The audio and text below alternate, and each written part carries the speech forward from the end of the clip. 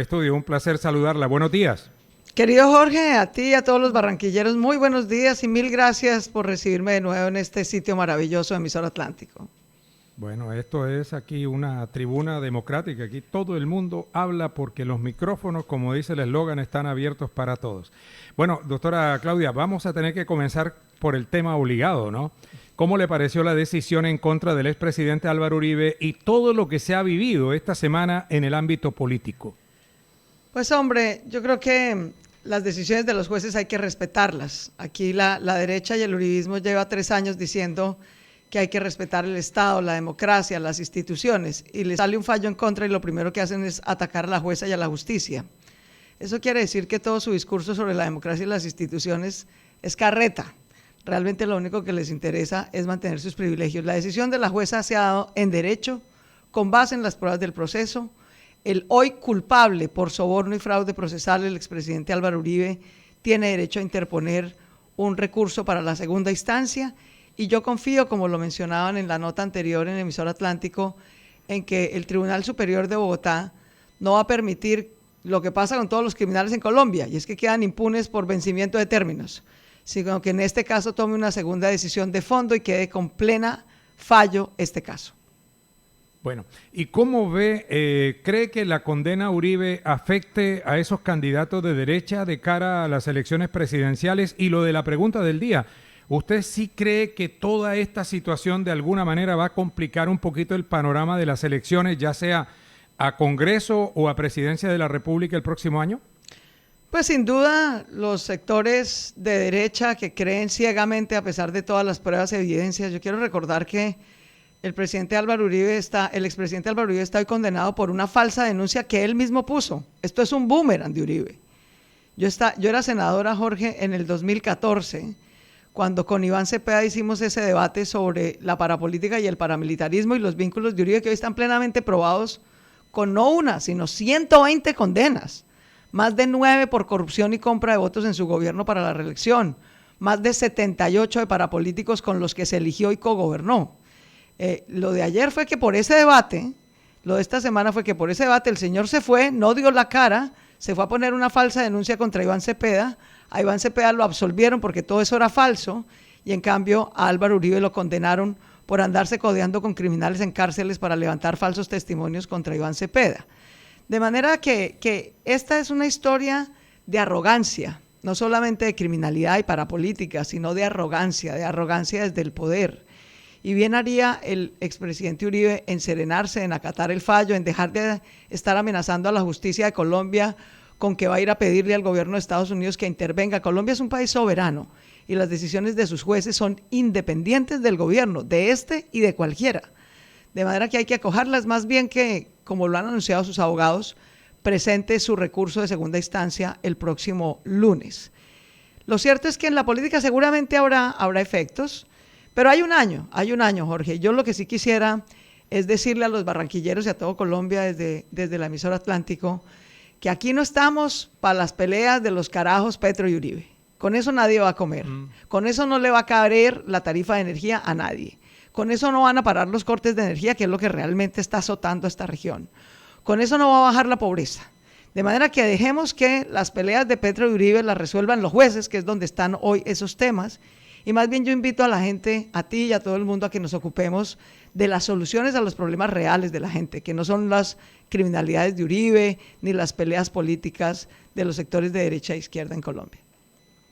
¿Cómo ve al sector centro, cómo ve las precandidaturas de Fajardo, Juan Manuel Galán, entre otros candidatos? Pues Jorge, yo veo que todos estamos trabajando. Yo arranqué aquí, llegué con mi imparable. Lástima que la cámara no se pueda voltear, pero llegamos aquí con nuestro carro, casa rodante. Arranqué desde hace 2 semanas. Póngalo. En Barrancabermeja. Por la ventana informativa creo que sale y se ve. Eso, ahí estamos. Sí. Ahí llegamos en nuestra imparable justo al frente. Yo decidí pueblear, decidirme de municipio en municipio, parar de plaza en plaza, de pueblo en pueblo. Arranqué hace 2 semanas en Barrancabermeja y decidí, Jorge, empezar por esta región y la he llamado la ruta de la energía. Porque cómo es de fácil hablar carreta en Bogotá y decir que se acabe el petróleo. Vayan y miren lo que le está pasando a Barrancabermeja. O que se acabe el carbón. Vayan y miren lo que le está pasando al Cesar. O que se acabe el gas. Vayan y miren lo que le está pasando a La Guajira. Estas regiones tienen empleo gracias a esa industria mineroenergética. Sus alcaldes tienen recursos de inversión social gracias a esa industria mineroenergética por las regalías. De manera tal que yo, por supuesto, creo que hay que explotar todo el sol, todo el viento que nos dio Dios, especialmente en el Caribe. Pero mientras eso no esté explotado a tope, no podemos parar de sopetón los recursos que le dan a la gente: empleo, trabajo, recursos de inversión social, porque lo que está pasando en todo el Cesar, en La Guajira, en Barrancabermeja, es que la gente se quedó sin empleo, con más pobreza, con cortes de energía y con tarifas más altas. Y por eso es que en el camino, Jorge, entre Barrancabermeja y Barranquilla, que he parado como en 15 municipios, estuve en Chiriguaná, estuve en Curumaní, estuve en La Paz, estuve en Valledupar, estuve en Riohacha. En el camino me encontré 4 bloqueos, 3 de ellos relacionados con los cortes de energía y las altas tarifas. La gente está desesperada. Yo te digo una cosa, Jorge, si fuera Bogotá la que estuviera a 35 grados de temperatura, con cortes de luz y las tarifas más altas del país, tenían este país paralizado. No se hablaría de otra cosa. Todos los titulares de los medios de comunicación serían sobre el tema. Pero como eso le pasa al Caribe, pareciera que a nadie le importa. Bueno, ¿y qué haría usted con el tema de la energía para luego volver a la política? Ese es el gran dolor. Aquí tenemos 2 problemas. Un asunto relacionado con la seguridad. Acabamos de contar una historia de Cartagena, donde a un vendedor de sopa, los bandidos estos que le cobran la cuota diaria, le voltearon la olla porque no tenía una platica para pagar la cuota. O sea, esto va a los niveles más bajos. Esto de la extorsión no apunta de pronto a la gente que tiene más recursos, y tampoco debería apuntarle, pero le da durísimo, pero durísimo a la gente más pobre.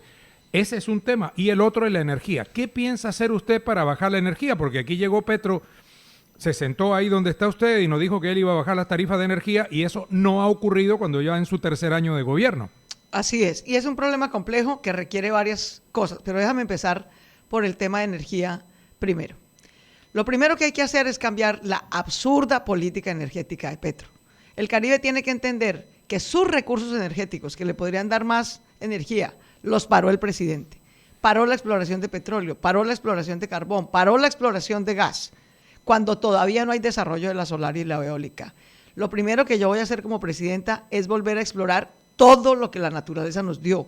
Vamos a destrabar el licenciamiento de todo lo de todo lo eólico y lo solar, que está parado, sobre todo lo de viento en La Guajira. Todos los proyectos de viento están parados en La Guajira, todos. Hay que destrabar ese licenciamiento. Lo segundo que voy a hacer es proponerle a las comunidades campesinas y étnicas y guayú sobre todo, que no creen en esos proyectos, que dicen: miren, esa vaina, vienen aquí, hacen unos negocios, a nosotros no nos queda nada. Llevan 30 años diciéndonos que con las regalías va a haber desarrollo. Aquí estamos nosotros en el hambre y la pobreza. ¿Cuál desarrollo? Porque los políticos se han robado buena parte de esa riqueza, y creo que tienen razón. Yo por eso, como presidenta de Colombia, le propongo a las comunidades: prefiero hacerlas a ustedes socias de las compañías energéticas, de los proyectos agroindustriales, de los proyectos energéticos. Ustedes serán socias, recibirán dividendos para que no dependan de los políticos, y las obras se pagarán, que ustedes acuerden con la empresa, en obras por impuestos directamente pagadas a ustedes, invertidas en obras sin que tengan que pasar por la intermediación de un político. Lo tercero que creo que hay que hacer es concentrar. Le propongo a mis colegas alcaldes y gobernadores, hablé con varios, estuve en Becerril, que está recibiendo hoy, por ejemplo, el mayor nivel de regalías en el Cesar. Les propongo a los alcaldes y gobernadores: miren, no nos podemos seguir gastando las regalías en 500,000 proyectos chiquitos de ningún impacto. La gente en el Caribe lo que necesita es que concentremos la inversión de regalías en agua, alcantarillado y energía. En el caso de energía, que usemos esa inversión para cambiar todo ese poco de postes viejos y cables viejos y, ¿cómo se llama eso? Transformadores, que se viven reventando y quemando todos los días. Mira, pero es que en el camino me cogió la noche en Chiriguaná. Estaba en una reunión en un barrio, ¡pa! Se reventó esa vaina, se quedó sin luz el barrio y se quedan 8 horas esperando, porque esa infraestructura es viejísima, Jorge. No se cambia desde hace 20 o 30 años. Entonces, en vez de andarnos gastando las regalías en bobadas, concentrémosla en cambiar esos cables, que además desperdician un montón de energía, porque como son tan viejos, por ese cable viejo se va perdiendo energía que igual tenemos que pagar. Cambiemos esos cables, cambiemos los transformadores de los barrios y subsidiémosle a la gente que tenga un panel solar encima de su casa. Con eso hacemos una vida y 2 mandados. Por un lado, logramos que la gente use lo que Dios nos dio, el sol, para acumular energía durante el día y usarla durante la noche. y hacemos el mantenimiento y la sustitución de redes y de transformadores en la noche. Que la gente tenga su ventilador en la noche con el panel solar y que nosotros podamos hacer eso. Quitarle la energía, como lo vi, es que lo acabo de vivir. Quitarle la energía a alguien, al mediodía en el Caribe. Dejarlo sin con qué cocinar, dejarlo sin un viento acondicionado, un aire acondicionado, es un crimen de verdad. Está la gente del Caribe que es muy querida y es muy paciente. Si yo viviera aquí, viviría cerrada en esa carretera hasta que venga el presidente y cumpla lo que dijo, porque realmente es insostenible la calidad de vida de la gente del Caribe. Y lo cuarto que creo que hay que hacer es meternos la mano al bolsillo en un subsidio de tarifas al Caribe. Eso hay que hacerlo urgente. Hay que buscar diferentes fuentes para lograr complementar con esas 4 medidas, explorar todos los recursos, concentrar la inversión de regalías en cambiar cables y transformadores, subsidiarle al Caribe que la gente pueda tener panel solar en su casa y reprogramar los mantenimientos, asegurando que la gente con panel solar tenga energía en la noche, reprogramar los mantenimientos hacia la noche, hombre, no quitarle a la gente la energía a pleno rayo de sol al mediodía. Sí, mire, hay un dato gravísimo relacionado con el tema de la energía para la región Caribe. En este 2025 vamos a pasar con los racionamientos, que son una realidad, aunque no se reconozcan como racionamientos, pero le voy a dar un dato para que lo tenga ahí como insumo. En el 2026, para el 2026, Aire todavía no ha comprado un solo kilovatio de energía. O sea que el 2026 va a ser cosa de terror en la región Caribe. Óigame, doctora Claudia, las masacres continúan, los homicidios no paran, la extorsión campea por todas partes. Y frente a eso, el gobierno propone un proyecto supuestamente para beneficiar a los causantes de lo anterior. ¿Qué opina del proyecto que presentó el señor Montealegre, el ministro de Justicia? No estoy de acuerdo, Jorge, no estoy de acuerdo. Y creo que la mayoría de los colombianos no estamos de acuerdo con que sigamos en esta lógica de creer que los delincuentes que extorsionan hoy en Barranquilla o en Bogotá o en cualquier región del país son delincuentes políticos. Jorge, tú lo sabes. A estas bandas de los costeños y el Tren de Aragua y el Clan del Golfo, uno les ofrece un partido y unas curules en el Congreso y se le ríen en la cara. Esa gente lo menos que le interesa es la política, no tienen ningún tratamiento político. A esos tipos lo único que les interesa es el billete. Esos tipos trafican coca, trafican gente, trafican minería ilegal, trafican todo. Extorsionan, como tú lo contabas, hasta una pobre señora que ponga un puestico para una sopa o unas arepas. De manera que aquí lo que tenemos es que enfrentar a esa gente con fuerza, con capacidad de fuego en nuestra fuerza pública, toda la que le quepa.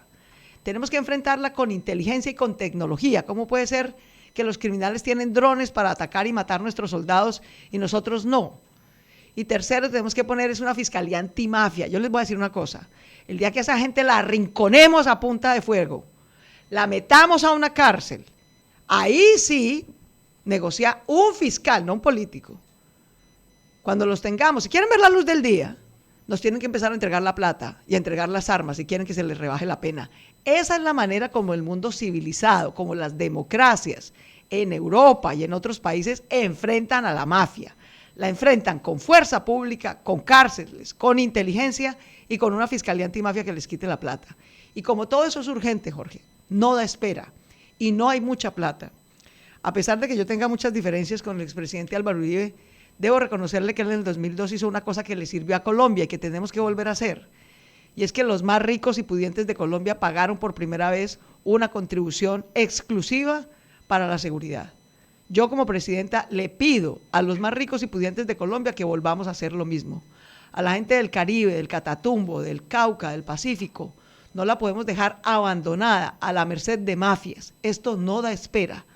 El 7 de agosto radicamos la contribución a la seguridad del desarrollo regional, que pagarán los más ricos y pudientes de Colombia, para fortalecer las capacidades de nuestra fuerza pública, su tecnología, para construir más cárceles y para darle a un fiscal antimafia la facultad de que les dé todo el rigor judicial que pueda. No podemos darle, y esa es una reforma que hay que hacer, no podemos darle las mismas garantías. Aquí no es dar gabelas, es al contrario, es restarles gabelas judiciales, que es lo que tienen hoy. Hoy todos los criminales, como lo decía antes, quedan libres por vencimiento de términos. Nunca se llega a un fallo, porque dilatan y dilatan. El abogado se llega el día de la audiencia, todos los abogados se enferman, todos los días. Tienen que ir al baño. No, no, no, no. Eso es un juego y eso se tiene que terminar. No le podemos dar a un narcotraficante, a un mafioso, no le podemos dar las mismas garantías judiciales que le damos a un raponero. Les vamos a dar las mínimas necesarias, obviamente, que no va a haber ni falsos positivos, que tienen derecho a un abogado, que no va a haber tortura. De ahí para adelante invertimos la carga de la prueba y esa gente nos tiene que demostrar su inocencia, no al contrario. Esto de verdad no lo tenemos que tomar en serio. Yo insisto, a pesar de mis diferencias con Uribe, eso no me ciega para reconocer que la contribución de seguridad, que haber fortalecido la fuerza pública, sirvió para recuperar la seguridad de Colombia. Hoy lo necesitamos. Seguridad sin falsos positivos, seguridad sin corrupción, seguridad sin abuso de poder, pero seguridad sin dudar y sin titubear. Óigame, varias preguntas que están haciendo los oyentes, me pongo en contacto con ellos. Aquí a propósito del tema de la seguridad, un oyente pregunta, ¿qué opina Claudia López de Bukele frente a la seguridad? Hombre, a mí muchas veces, el año pasado estuve en Harvard estudiando y mucha gente me preguntaba, hicimos un seminario todo el año sobre seguridad y justicia en América Latina. Me decía, ¿usted cree que Colombia va a tener un Bukele? Y yo les dije, no, Colombia ya tuvo uno, se llamaba Álvaro Uribe. Ya tuvo uno y fue súper popular. Y en efecto mejoró la seguridad, sin duda. Cobró esa contribución de seguridad y la mejoró. Y pasó lo que siempre pasa, que terminó abusando del poder, comprando congresistas, cambiando la Constitución, matando jóvenes a mansalva para disfrazarlos de guerrilleros y presentarlos como falsos positivos. Ya pasamos por ahí y por ahí Colombia no va a volver a pasar. Lo que Colombia necesita es un Estado fuerte, legítimo pero fuerte y eficaz, que apoye sin titubear a la fuerza pública, que le compre tecnología, que construya cárceles. Aquí no vamos a matar jóvenes inocentes para presentarlos como falsos positivos. Aquí lo que vamos a construir es cárcel. Lo que le da legitimidad a un Estado es tener la capacidad de someter a los criminales a sus jueces, de meterlos en una cárcel, de no dejarlos ver la luz del día hasta que no entreguen la riqueza y las armas con las que extorsionan y atormentan a la gente. Un Estado fuerte, legítimo y eficaz. Eso es lo que yo le ofrezco a Colombia para mejorar la seguridad. Bueno, mire, más preguntas de los oyentes. Aquí pregunta una profesora de la Universidad del Norte. Es un tema que nos está agobiando a los habitantes de Bolívar y Atlántico. La famosa valorización que nos pretende cobrar el gobierno del señor presidente Gustavo Petro entre Barranquilla y Cartagena. Una vía, doctora Claudia, que no está terminada.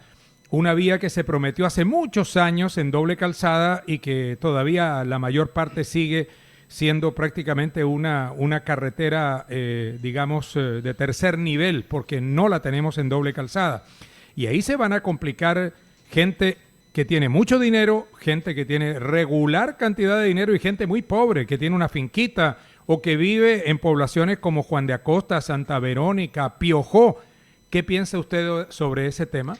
Hombre, yo creo que hay que revisarlo bien. Miren, déjenme contarles mi experiencia como bogotana y como alcaldesa de Bogotá. Bogotá cobra valorización por obras públicas desde 1921. Ustedes no van a creer pues que Bogotá tiene la infraestructura que tiene porque nos cayó del cielo, sino porque llevamos 100 años haciendo una contribución solidaria por el beneficio que recibimos de obra pública para ir mejorando la ciudad poco a poco. Entonces, ese instrumento no hay que demonizarlo. Sin embargo, en el caso de esta carretera, yo creo que los caribeños tienen razón en la queja. Primero porque la valorización se calcula y se estima antes de hacer la obra. Antes de hacer la obra. Yo hice 4 cambios como alcaldesa para evitar esta discusión que está habiendo. Primero, los cobros de valorización tienen que anunciársele a la gente, no se le pueden tomar por sorpresa. Segundo, se empiezan a cobrar cuando la obra se empieza a hacer. Porque la gente hasta paga si ve el beneficio, pero no ve el beneficio y tiene el costo. Tercero, se excluye por completo a toda la gente de estrato 1 y 2. Una cosa muy bajita para clase media y los más pudientes, los que usamos en carro esas carreteras, sí deberían hacerlo. Entonces, en el caso de la vía de Cartagena a Barranquilla, creo que se ha hecho mal. Creo que se le ha impuesto una cosa no concertada. Y de ñapa, esto lo conversé yo con varios gobernadores, con el alcalde de Cartagena, que con mucha indignación, y con el gobernador del Atlántico, que le mando un abrazo a Eduardo, que ha sido un amigo muchos años, y me decían con razón, óyeme, no la cobran tarde, se la ponen a todo el mundo, no la imponen, y de ñapa el gobierno nacional dice que se va a llevar la mitad de la plata. No joda, por lo menos que deje la plata en el Caribe. No, la mitad no, es que cuando presentaron el proyecto se la iban a llevar toda, Y después ahí los apretaron por los reclamos y dijeron que la mitad. Entonces, miren, yo diría, en el caso del Caribe, esa obra que es emblemática, para completar la vía hasta Barranquilla, que se necesita, esa doble calzada hay que terminarla. Vamos a acordar un esquema de contribución de los que más tienen. Una vez esa vía se esté haciendo y toda la inversión que recaudemos por esa valorización se tiene que quedar en el Caribe. Y más aún, les digo, no solamente se tiene que quedar en el Caribe, sino que buena parte de ese recaudo tiene que ser no solamente para contribuir al pago de esa vía, sino sobre todo para hacer esas otras vías de entrada a esos pequeños municipios. Los municipios que están sobre una gran doble calzada, les dicen que a los benefician. Óyeme, la doble calzada a veces no hace las entradas ni siquiera a las grandes ciudades, mucho menos a los pequeños municipios. Eso es una cosa que yo voy a cambiar. Las grandes vías que se hagan tienen que asegurarle los ingresos a los pequeños municipios. Eso no es todo para que pase la carga y la gente que va en su motico, que va en su carrito, no se puede ni conectar a una vía de esas porque queda ya marginada. Entonces, esto se ha hecho mal, se puede hacer bien, pero lo tenemos que acordar y no imponer. Ayer el gobierno nacional registró su proyecto de presupuesto, algunos piensan que es una nueva reforma tributaria, y anuncia que si no se la aprueba, el Congreso de la República recortará gastos. ¿Usted qué piensa? ¿Se puede poner una reforma tributaria para el 4º año de mandato de un gobierno? Se podría si ese gobierno contara con legitimidad, pero no lo cuenta. La verdad es que Gustavo Petro se ha dedicado a hacer campaña, a dividir, a tuitear y no a cumplir.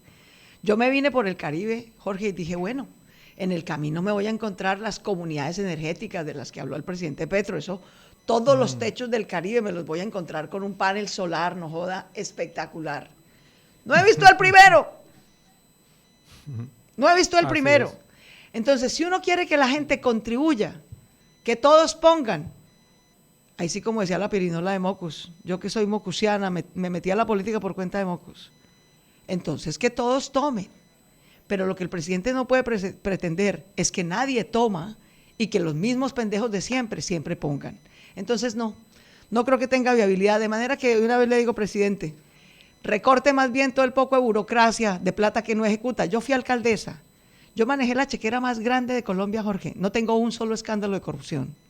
Vengo a Barranquilla y al Caribe tranquila, con la frente en alto. Le puedo decir a los caribeños que hacer las obras y ejecutar el presupuesto sin corrupción se puede, pero que para eso hay que construir sobre lo construido. Aquí no podemos seguir, Jorge, en estos 12 años. Llevamos desde el 2010 los políticos matándose en Bogotá, mientras a la gente en las regiones se la come la energía cara, el clan del Golfo y la criminalidad. Dejen de joder y de pelearse. No peleen. De verdad, yo le digo a las familias, he visto discusiones. Ayer que estuve en Ciénaga, te cuento una. En la plaza, llegué yo a recoger firmas y a contar una pequeña rueda de prensa. Los amigos de los medios de comunicación me recibieron en Ciénaga. Óyeme, casi se van a los puños unos petristas con unos uribistas. No se peleen por ese par de carajos.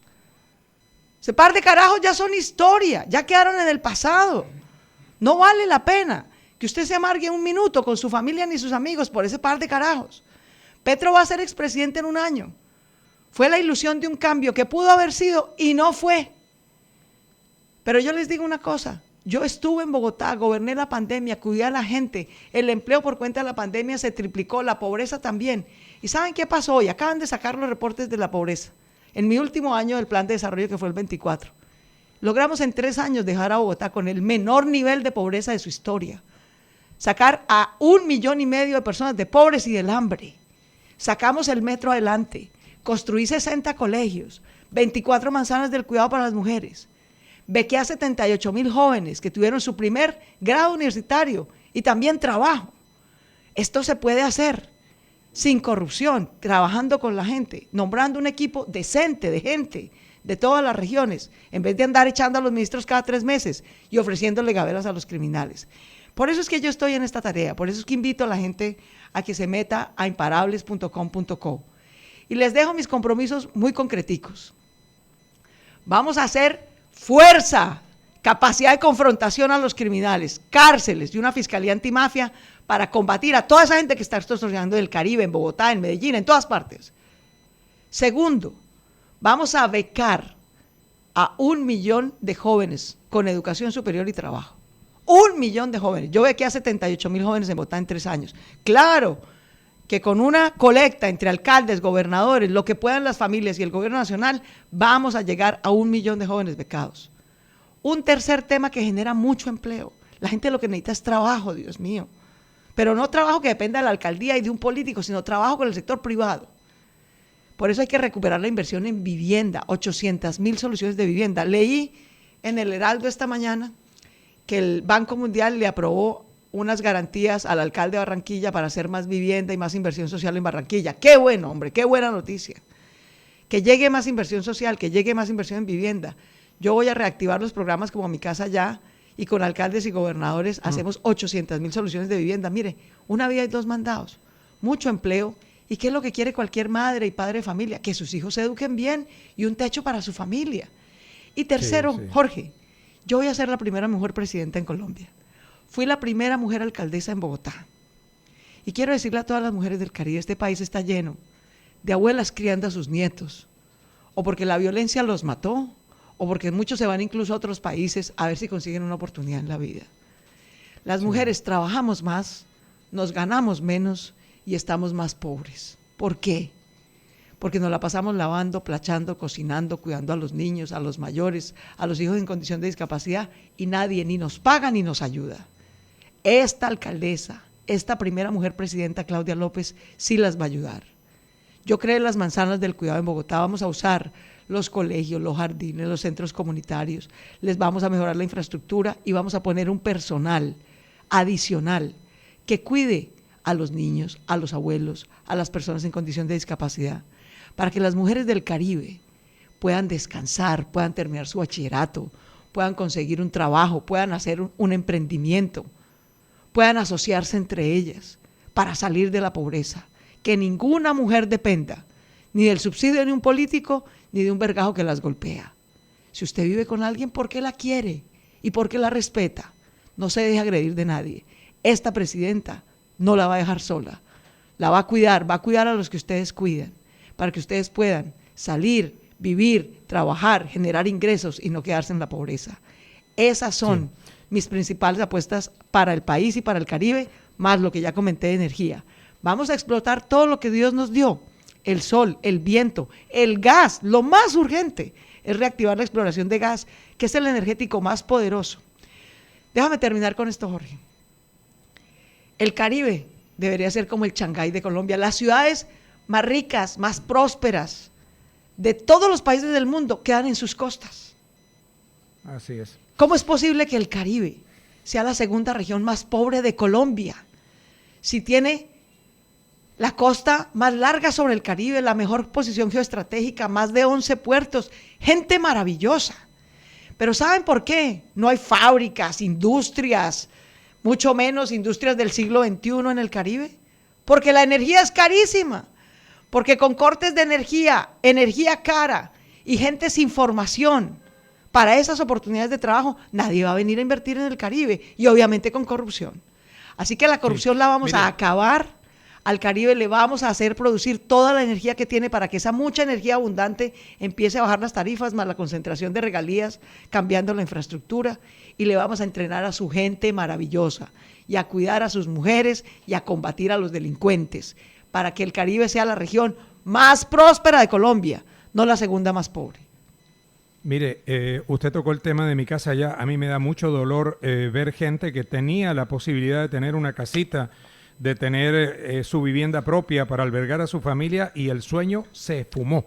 Sí. Yo creo que una de las grandes cosas negativas, de los lunares que va a dejar el gobierno del presidente Petro, fue haber tumbado el programa de Mi Casa Ya. Y hay muchos otros programas que tampoco lo está caminando, como el Serpilopaga, el problema del ICETEX. Podríamos estar hablando aquí toda la mañana. Pero mira, Jorge, yo estudié con un crédito del ICETEX. La gente en Barranquilla y en el Caribe seguramente me reconoce, sobre todo porque fui alcaldesa de Bogotá. Y claro, ese ha sido el honor de mi vida y es un cargo muy notorio. La gente me saluda en la calle, yo soy alcaldesa donde vaya, Jorge. Eso me hace muy feliz. Alcaldesa, me dicen, qué bueno, ahora va a ser presidenta, qué bueno. Pero vea, Yo soy la hija de una familia como la de ustedes. Ustedes saben por qué a mí me duele esto, porque yo he dedicado mi vida a enfrentar a los corruptos, porque cuando nadie enfrentaba a los políticos que se alaban con la guerrilla o los paramilitares, yo vine, los denuncié con muchos periodistas valientes de esta región. Metí 78 a la cárcel. Yo he puesto el pecho y la vida por defender a la gente humilde de todas las regiones. No dije, no, eso como la parapolítica es allá en el Caribe, en Antioquia, y no en Bogotá, yo me quedo callada. No, señores, yo tenía 35 años. Los denuncié, trabajé 10 años de mi vida en eso, hasta que metí a 78 a la cárcel. Manejé la chequera más grande de Colombia y no tengo un solo escándalo de corrupción. Porque yo soy la hija de una familia como la suya. Yo soy la hija de una maestra, la mayor de 6 hermanos. Yo estudié con un crédito del ICETEX. Y ustedes saben qué hizo el presidente Petro, que ofreció, es que iba a hacer yo no sé cuántas universidades y no sé qué vaina, no ha hecho ni una. Así es. Y tuvo la miserableza de quitarle el subsidio a la tasa, que entre otras cosas había dado Duque. Óyeme, más conmovido Duque con los jóvenes que Petro. Llegó Petro y les quitó el subsidio a la tasa. Luego, un estudiante que tenía un crédito del ICETEX como yo, que pagaba una cuotica de 300,000 pesos, ahora está pagando una de 600,000. Obviamente no puede, está desertando. Eso es increíble, cosas que vamos a volver a poner. El subsidio que se ganó, entre otras cosas, el movimiento estudiantil, en la tasa de intereses de créditos del ICETEX. Pero además, los que puedan con crédito subsidiado, bienvenidos, pero hay que becar con sostenimiento, con matrícula completa, con apoyo, con tutores, a 1 millón de jóvenes. Ese programa de Jóvenes a la U lo creé yo en Bogotá, es el programa más premiado de becas, hechos por una ciudad en América Latina. Lo voy a hacer como presidenta para 1 millón de jóvenes. Bueno, tengo muchas preguntas aquí, pero ya se acabó el tiempo. Doctora Claudia, muchas gracias, muy amable por venir. Estos micrófonos están abiertos para todos y le voy a pedir un favor muy especial. Me saluda la doctora Angélica, que la queremos mucho y es muy colaboradora con nosotros en materia de noticias. ¿Oyó? Está bello, Jorge, muchas gracias. Le diré a nuestra senadora de tus saludos, a toda la gente del Caribe, gracias por su cariño, por recibirme, por darnos su firma. Queremos ir con 1 millón de firmas independientes, sin aparatos, sin maquinaria, sin deberle nada a nadie, a ningún político, solamente a la gente. Los invito a que entren a imparables.com.co, se registren, bajen el formulario, nos ayuden con sus firmas. Nos ha ido muy bien recogiendo firmas por el Caribe. Mil gracias por su generosidad. Y sepan que esta presidenta no los va a dejar solos. Vamos a enfrentar al crimen, a educar a sus hijos, a construir las viviendas para sus hogares, a cuidar a las mujeres en Manzanas del Cuidado, para que Colombia y para que el Caribe sobre todo salga adelante teniendo energía segura, energía barata y gente bien educada. Muy bien. Claudia López, candidata a la presidencia de la República.